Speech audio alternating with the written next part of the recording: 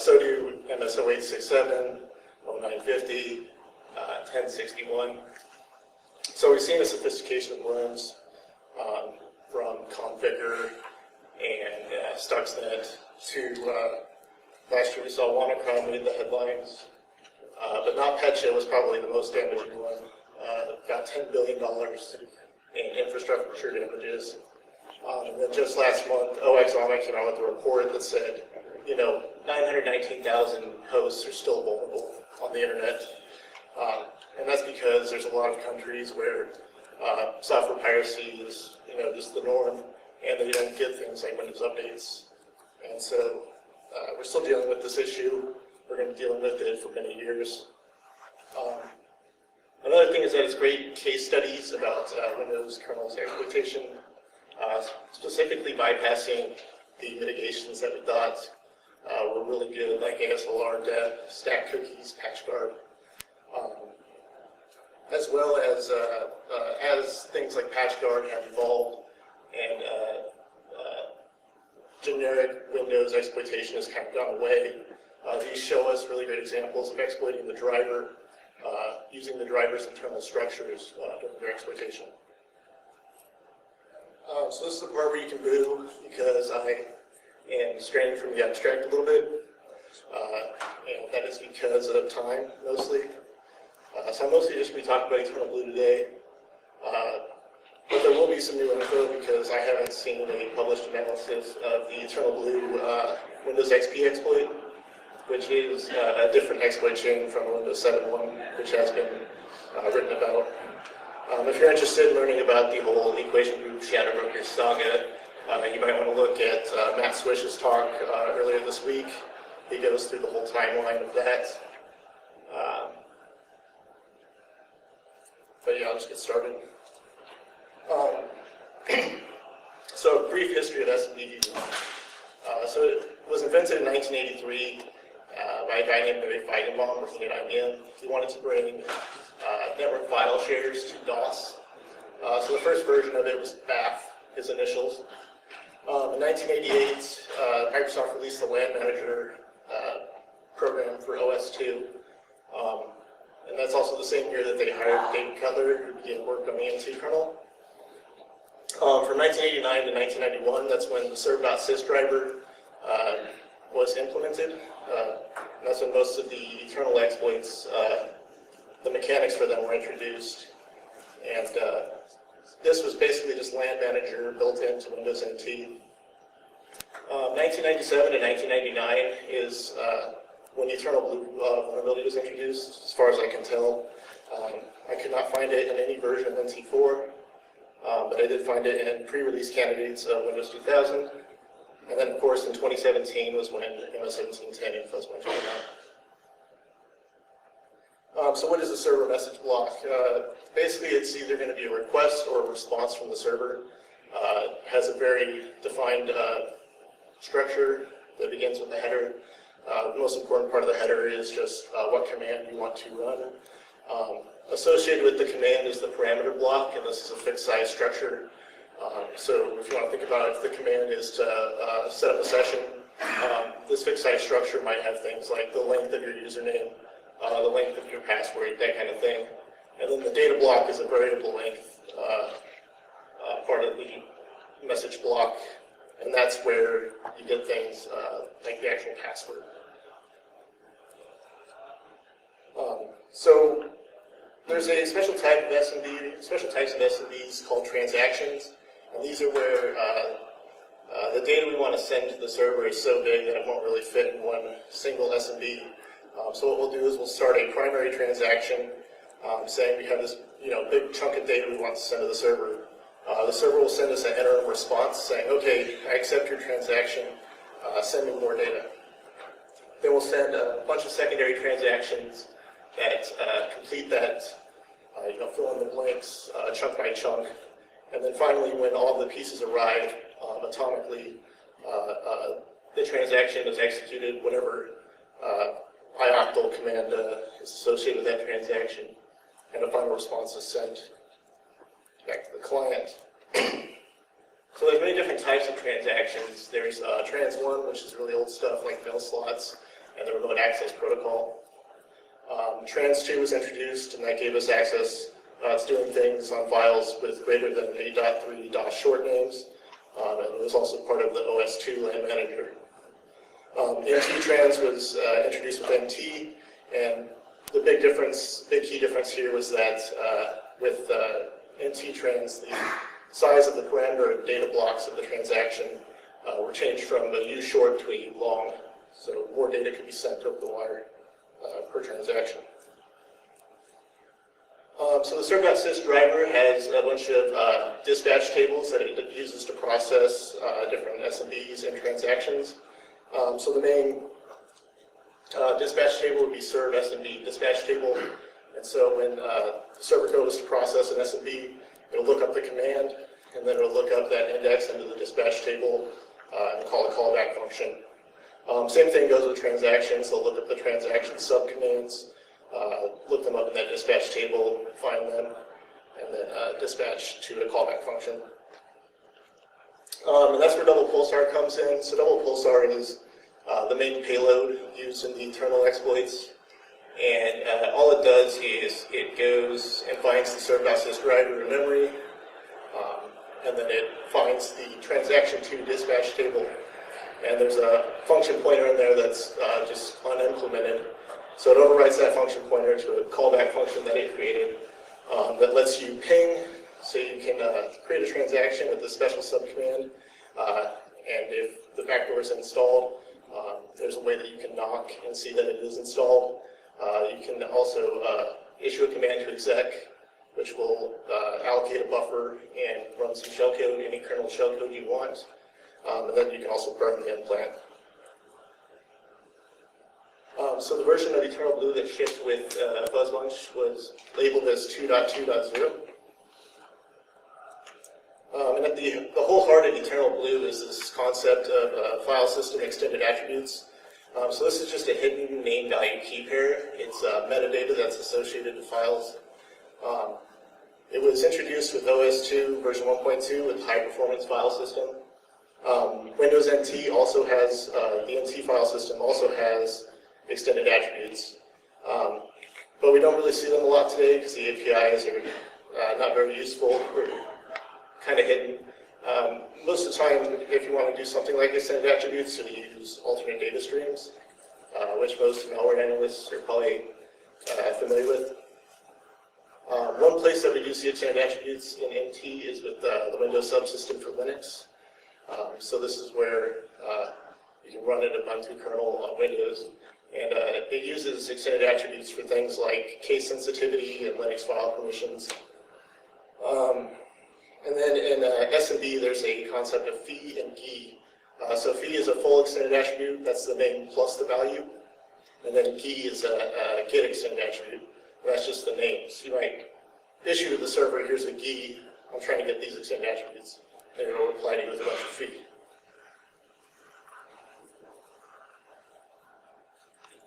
So most theories suggest that Eternal Blue was because it has a high chance of causing blue screen of death. What if it's actually a reference to IBM and Big Blue? And the whole point of Eternal Blue is that NT does not properly convert OS2 full extended attributes to the newer style NT full extended attributes. So here's what the old style OS2 fee looks like. It starts with a byte. It's a flag field that can be 0 or 80. 80 just means that this extended attribute is so important that if you're going to try and copy this file to another file system that doesn't know extended attributes, generally you're going to block it or think twice about that. Next is the attribute name length and then the attribute value length. And so after that header, you put the actual string 0, C string for the name, and then the value is not a C string, it's just binary data. But a fee by itself isn't very useful. Normally you'll find them in a fee list. So these start with a U-long, that is the size of the entire list, and then it's just each individual fee back to back. And so then you can parse this list by saying how big the size of the list is, and then going to each individual fee, seeing its size and its name, its length, and the header, and then finding the offset to the next one. The NT style fee is a very similar structure. You'll see we still have the flags field, we have the name and the value lengths. Only this time, when we add the name and the value after the header, we also align to the nearest D word pointer. This might just be because NT was trying to support certain CPU architectures where addressing offsets of pointers was difficult. So there's an extra padding. And then there's no separate list structure. Instead, we have this next entry offset at the beginning of the structure. And that just tells you the offset to the next fee in the list. So you just parse this using the next entry offset until that next entry offset is 0, and you know you've reached the end of the list.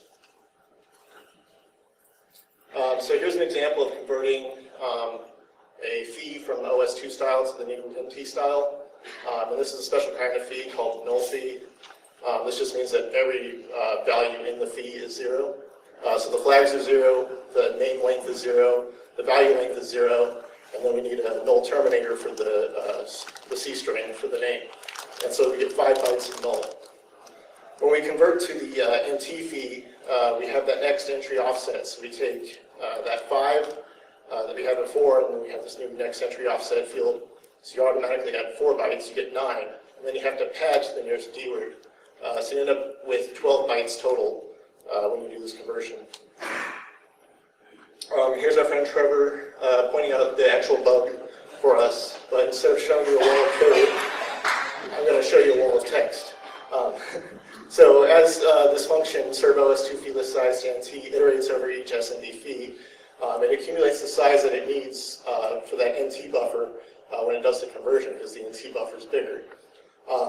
But the vulnerable line of code basically is if the start of one of those SMD fees plus the size of that fee is greater than that list, that count of the bytes of the list field, it's going to correct that count of bytes of the list field to just contain the fees that were valid. And the whole point of why did you do this? Why don't you just reject the SMD? Because the client has given us a bad fee list. The info is not matching up.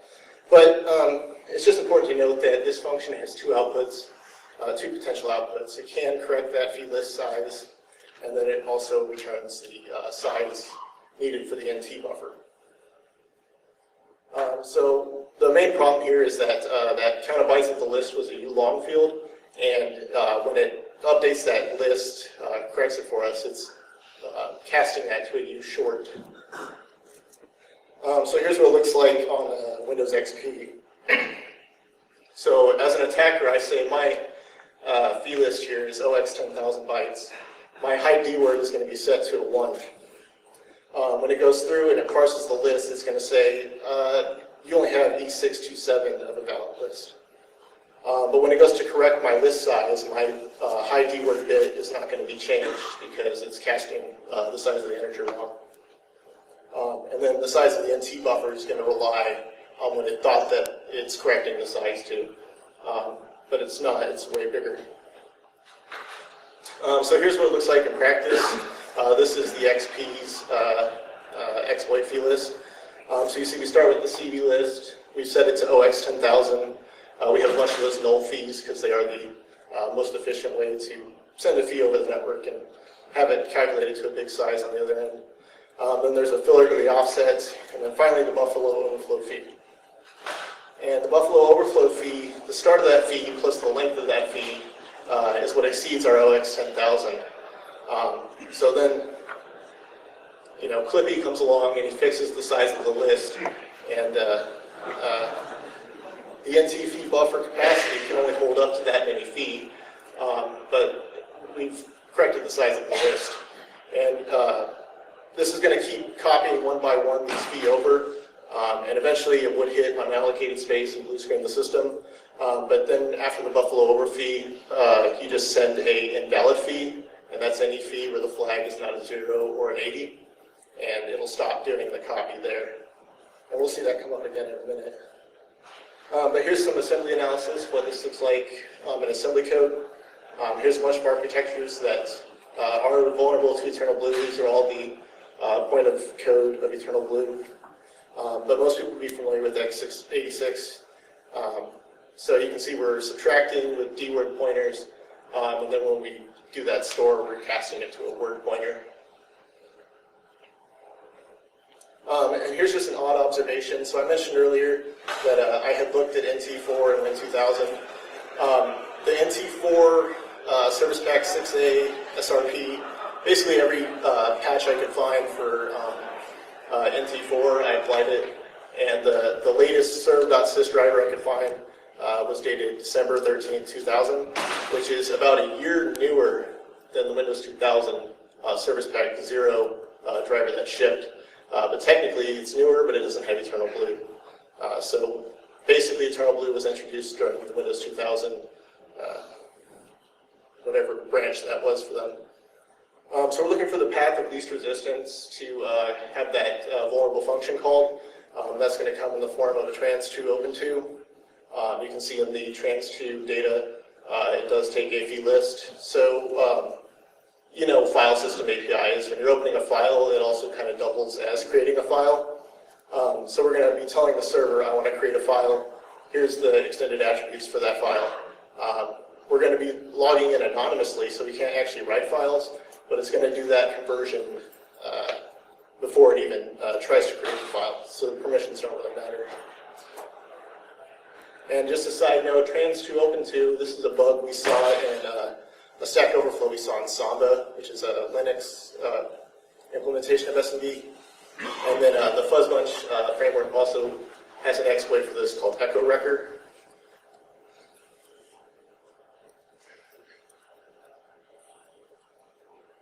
So here's the basic exploit process. Once we send all of our primary and secondary transactions that contain that vulnerable fee list, the transaction2 dispatch table is going to be called. It's going to see we're trying to do a trans2 open2, and so it's going to call serve SMB open2. That's going to call the function serve OS2 fee list to NT to convert that OS2 style list to the NT list.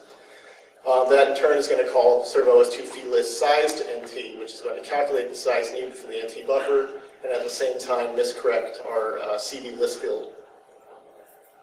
Next is going to allocate the buffer for the NT fee on the non-page spool, but that fee buffer is going to be too small.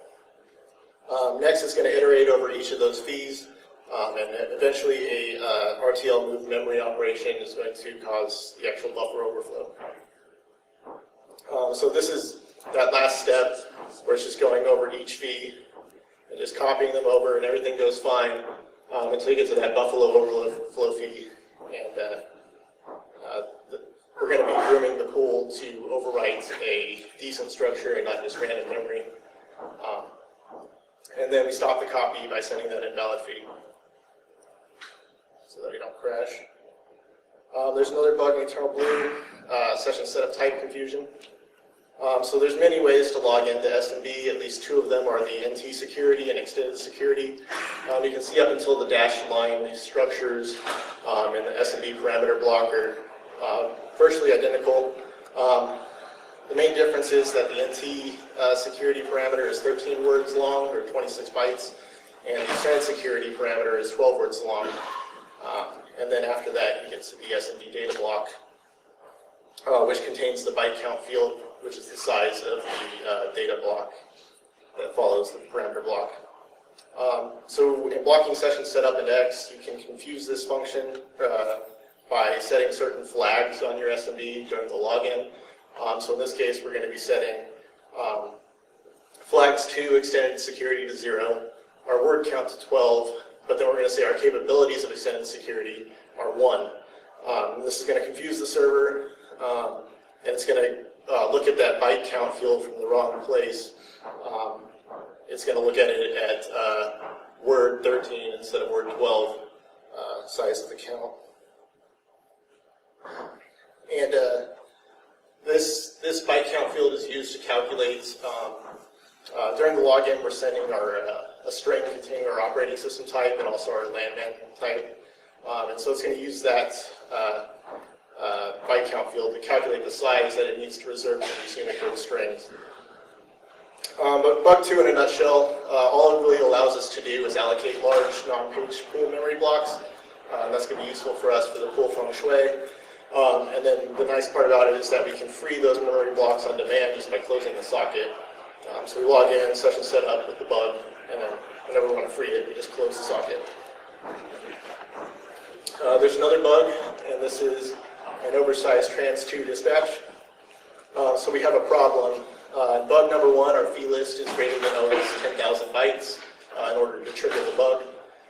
But trans2 only allows word trans parent and data sizes. So it's not, if we just try sending trans2, we're not going to be able to send enough data to actually trigger the bug in bug number 1. So the expected SMB client behavior is that a trans is met with a trans secondary, a trans2 is met with a trans2 secondary, and an NT trans is met with an NT trans secondary. But what if we use an NT trans primary, and then we follow it up with trans2 secondaries? On the back end of the server, when we do that first NT transaction, it's going to allocate a transaction, and that transaction is then going to be expecting a data size that's greater than a word, because the NT trans allows eWord. Next, when we send these trans2 secondaries, instead of allocating a transaction, since it's a trans secondary, it's going to look up and see if that transaction exists, and it's going to find it. And then finally, when we send the last trans2 secondary to complete the transaction, it's going to execute the transaction, and it's going to see that the last command was the trans2 secondary, so it's going to go to the transaction to dispatch table. So we can see this is exactly what internal blue does. It starts with an NT trans that has a total data count that's greater than OXFFF, and then finishes off with trans2 secondaries. So we'll talk about Windows XP. Windows XP, hard to believe that the minimum requirements for Windows XP is 64 megabytes of RAM. I think you can run Linux with 1 megabyte. Maybe even less with certain compiler flags, but it's just funny because nowadays, we just have gigs and gigs of RAM. So the exploit for Windows XP actually has to run a pre-exploit check to see if there's even enough memory to perform the pool feng shui. So it's going to just connect to the server, try a bunch of allocations, and then if those allocations fail, it won't run the exploit. It's important to note that failed exploits will leave event logs. So we have all the ingredients we need for the XP non-page pool grooming. We have our exploit, we're reopening many connections.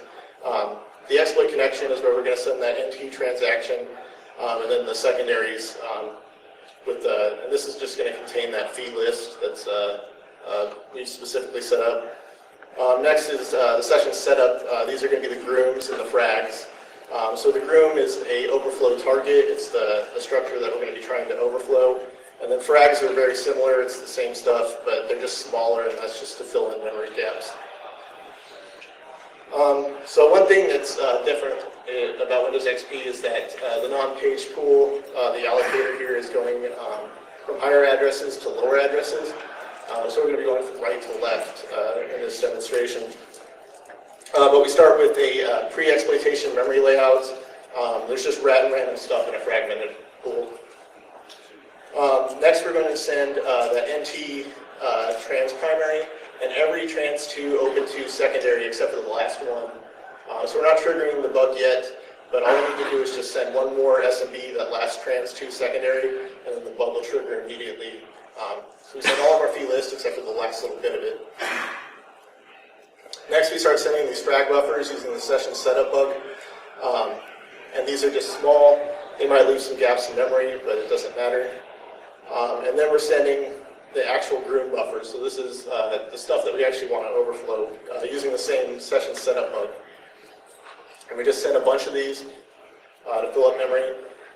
And then finally, we send that last trans2 open to, and that causes the OS2 to NT conversion to happen. And then we do overflow into the adjacent groom. So here's a graph of, on the x-axis is the event. An event is either an allocation or a free. And then on the y-axis we have addresses. going from high to low. And then that dashed line is just separating the pre-exploit memory check from the actual exploitation. We can further subdivide this to see where those frag allocations just to fill in random memory slots are, and then where the grooves are. But what's really, really nice about this is that we are seeing patterns with the memory grooming. So the NT allocator, in OS design, you want really tight allocations, and that's exactly what we're getting. So here's the actual target of our Buffalo overflow. So we talked about that client OS type and client landman type strings that get allocated when we do the session setup bug. At the beginning of that allocation, the serve.sys driver is going to add this serve pool header. And so this only has two fields, it's just the allocation size, and then a pointer to a pointer of a look-aside list. So this look-aside list is a very common pattern seen in Windows for interlock change heaps. Basically, when we overflow this pointer, we can swap whatever pointer we put there, we can swap whatever's at that pointer with the address of our serve pool header, which is where we started our overflow. So we're looking for a function in the kernel that we can, has a fixed address that we can put into that field when we overflow. Luckily, on Windows XP, or unluckily, the boot processor control region starts at a fixed address. And then on all 32-bit versions of NT, the processor control block is at a fixed offset from the processor control region. And then inside of the processor control block, at a fixed offset for Windows XP is the processor power state. So we can pre-calculate those offsets and that fixed address. We know that at this memory address, we're going to find the processor power state. And the processor power state has this really nice function. It's the idle function. It's called a bajillion times a second. Basically, all this function normally does is start interrupts and halt the processor. But in our case, we're going to be swapping that function with our overflow. So when we overflow, we set the allocation size to EB06, that's a jump 0x8. And then we set the look-aside list field to that address that we pre-calculated. So now when the address of the idle function gets swapped with our header right here, it'll jump over the look-aside list and into the main shellcode stage, which we sent during the overflow. And so in Windows 7 is a completely different exploit. A lot of things have changed from XP. One thing that Windows 7 fuzz bunch exploit does is that it simultaneously exploits x86 and x64. So the structures that we overflow actually, the offsets of things are such that it can overflow and target x86 and x64 at the same time, which is pretty cool. Another thing that changed was the non-page pool allocation direction. So now sequential allocations, we're going from low to high addresses, or left to right.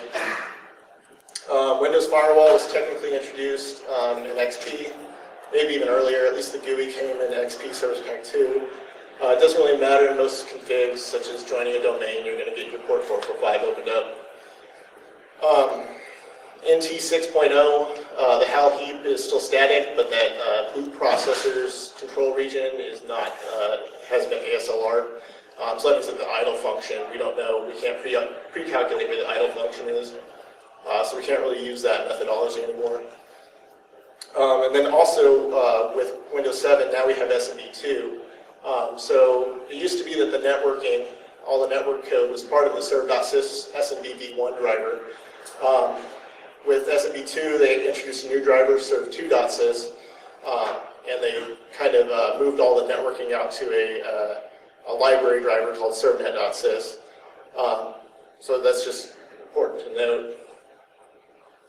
So we, again, we're going to be opening many connections when we groom the pool. We're going to have our exploit connection that's going to contain the fee list that's going to overflow. Then we're going to have use the session setup bug again, this time to create what are called allocation and hole connections. And then this time our grooms, instead of being those session setups, we're going to be trying to overflow a servnet.sys network buffer.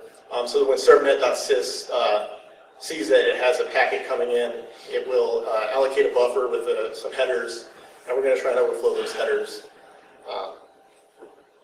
And the fuzzbunch exploit makes these look like they're SMB2 packets, but it's actually at a point where servnet.sys has not delegated responsibility to serve or serve2.sys yet, so it's a fake SMB2. And this, the only thing that I've seen that might be a good reason for this is it might be an IDS bypass because people weren't monitoring SMB2 as much, and we're eventually, after we overflow these buffers, we're going to have to send the shellcode over these same connections. So again, we start with the pre-exploitation memory layout. We have random stuff in the pool. This time we have servnet.sys for those network buffers. It has look-aside memory. We're going to send all of our fee lists except for the last trans to secondary again. And then now we're going to start sending grooms. So these are just servnet.sys buffers that we say are real big. We got an SMB coming. Next, we send what's called the allocation connection. So we're sending that session setup bug.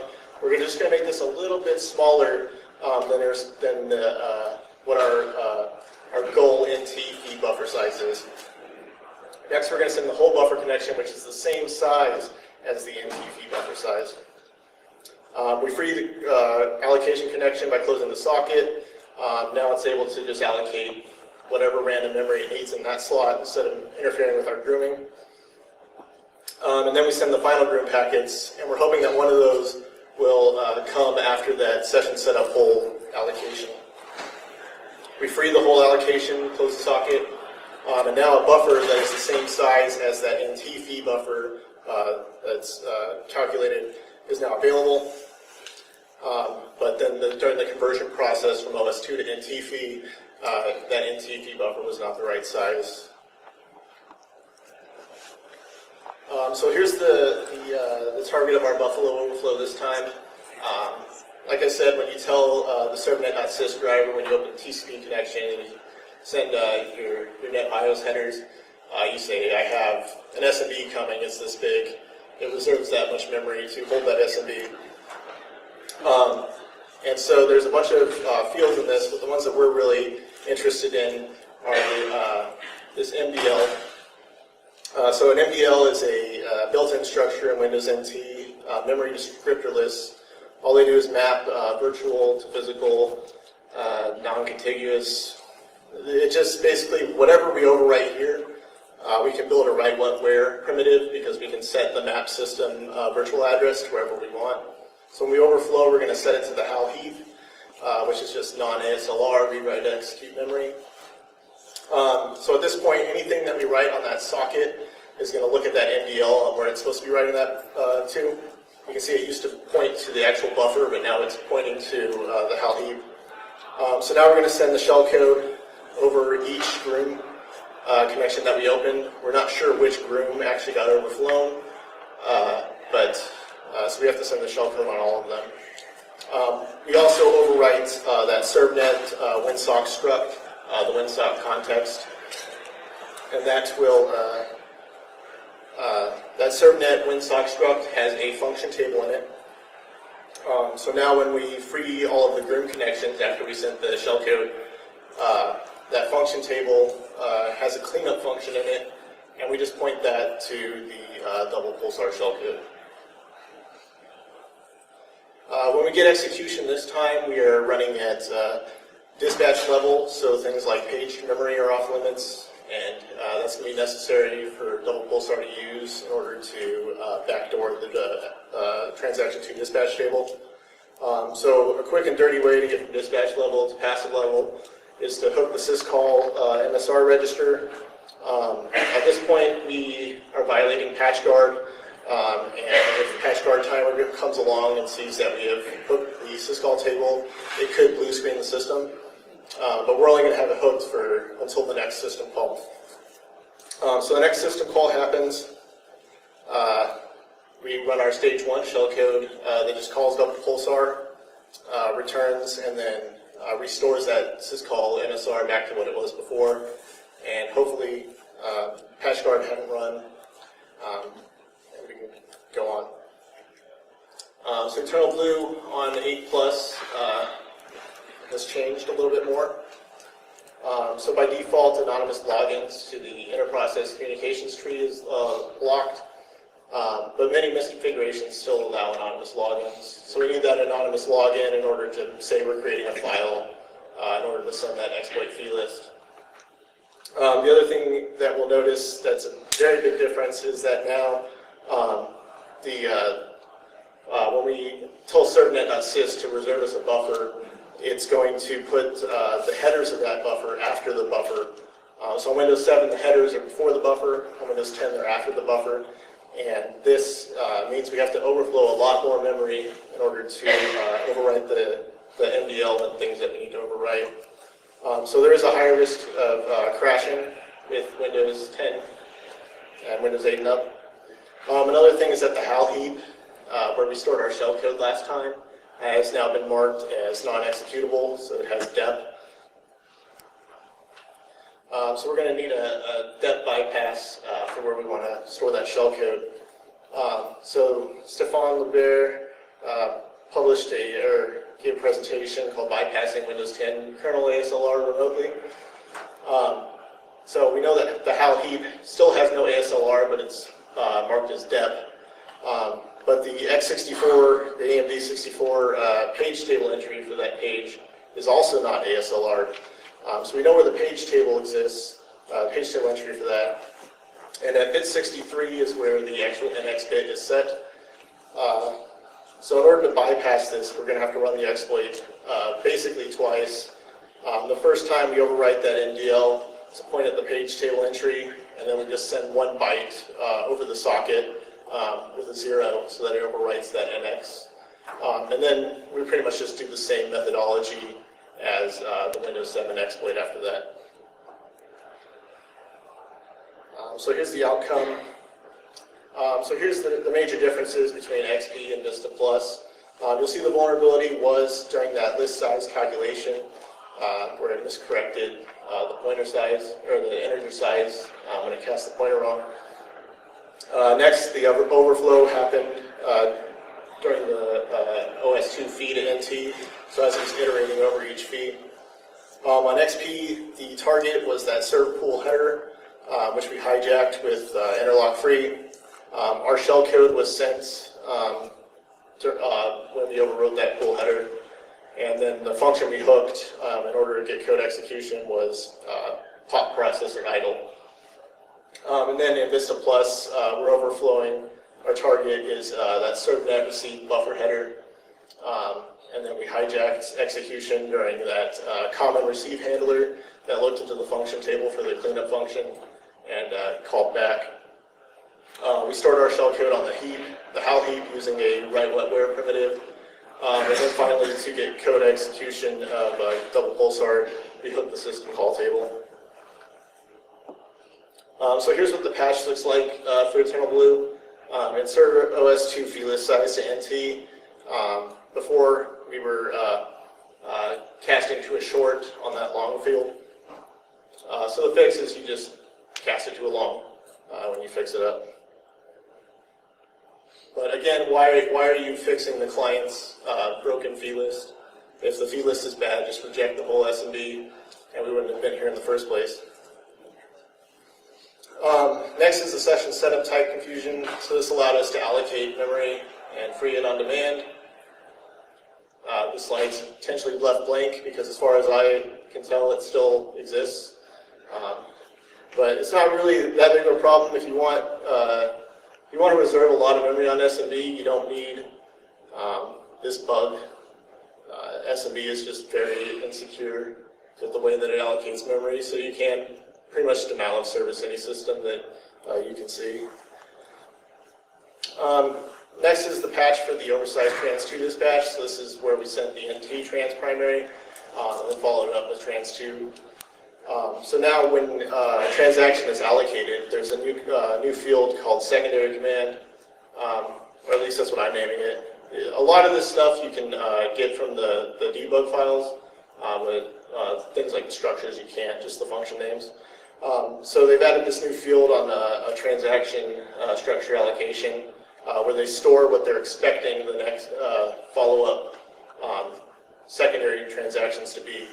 And then when it goes to look up that transaction, it sees if the incoming SMB's command matches that secondary command. If not, it returns null. So there's some next-gen mitigations that are available today. We've seen the server service, landman server. Its permissions have been revamped a number of times. So nowadays, anonymous logins are blocked by default.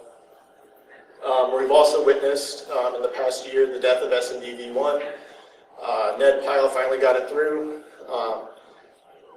All new versions of Windows 10 that ship do not have SMDv1 disabled or enabled. You have to go in and screw around and get it enabled, which is a little unfortunate because we have the results of a 30-year NSA pen test. I think we've got all the bugs ironed out now. SMDv1's good to go, right? So, another thing is that the serve.sys driver and the NT kernel have been audited over time to be adding more depth and non-executable bits. We also finally got fuller, not full NTK ASLR, but with Windows 10 Redstone 1, we've got those page table entries for the depth bypass. Those are now randomized. And then in Redstone 2, the HAL heap is also randomized. And then we also have some newer mitigations that are a little bit harder to turn on, but are really cool. They're mostly designed, I believe, for the Xbox DRM, but one of them is HyperGuard. So this prevents us from touching the syscall MSR. So getting from dispatch level to passive level, you can't just hook the syscall table anymore.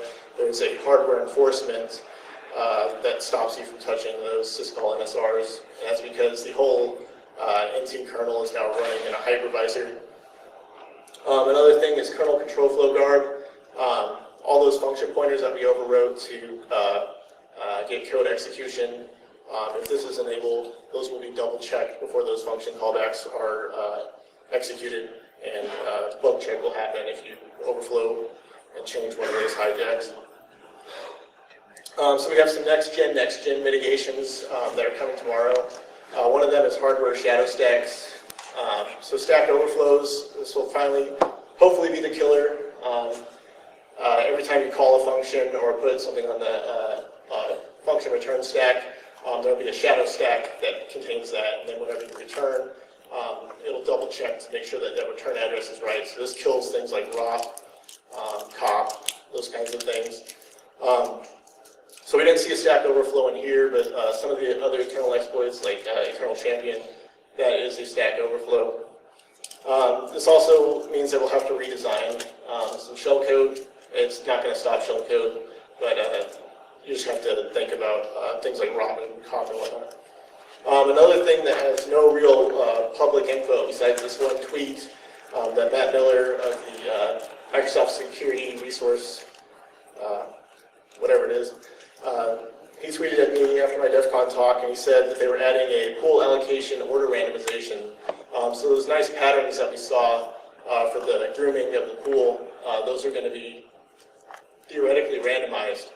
So that's a good area of research for anyone interested in something cool that's coming to Windows, because, like I said earlier, OS design likes tight allocations. It doesn't want to deal with fragmentation during critical allocations and things like that. And so it's going to be weird to see what they've done. Finally, I just have some extra resources here. I think the best resource on here is the second one. It's Warwick Wang's GitHub. So he's written in Python pretty much all of the internal exploits. And so if you want to look at them at a code level, that's the way to go. Number 5 there is my DEFCON talk, where I talked about not just internal blue, but more of all of the internal exploits, more of a breadth versus depth talk. And then finally, I just want to say thank you to Nicholas Jolie, PG Boy, Warwick Wang, Alex Yanescu, Matt Miller, Matt Swish. And that's all I have.